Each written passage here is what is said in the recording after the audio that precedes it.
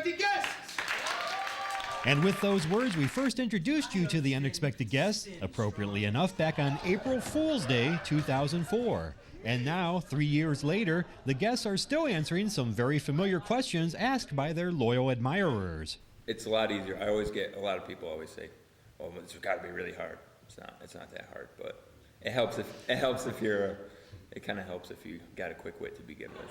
So yeah, it was a lot, for me it was a lot easier doing improv than it was actually getting on stage and memorizing a book full of lines. That's the nice thing. It's really, the games and everything are just sort of a guideline.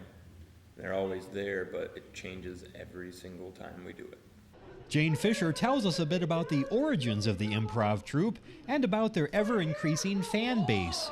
About 4.5 years ago, a few friends of mine, Gary and Len, and I were friends, and we would go out and just be, well, stupid. And we'd end up using the same pop culture references or just making the same joke and annoy everybody around us for 3-4 hours at a time because we're running on the same joke. And I think one night we said, we should start an improv group. And it actually happened. We did. We found the theater, we found the other people, and it was just simply just, we should do it, and we did.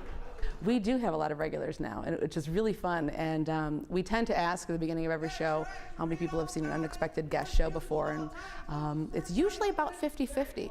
And we have a lot of the same people who will jump up on stage if we need an audience volunteer, and so that's really fun too, because then people for the second half of the show see that it doesn't hurt, usually.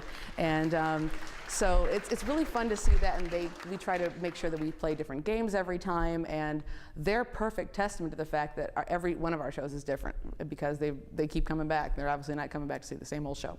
And to keep the show fresh, Len Barry says that improv rehearsals, a seeming oxymoron, are essential. Well, you have to practice just like any sport or activity that you do, and we practice. You have the basic rules of improv, and then you have all the series of games that we play. We still have to practice even the ones we do all the time, because if you get rusty, it's going to show on stage, and you're going to drop the ball for your partner. It's just like any team sport.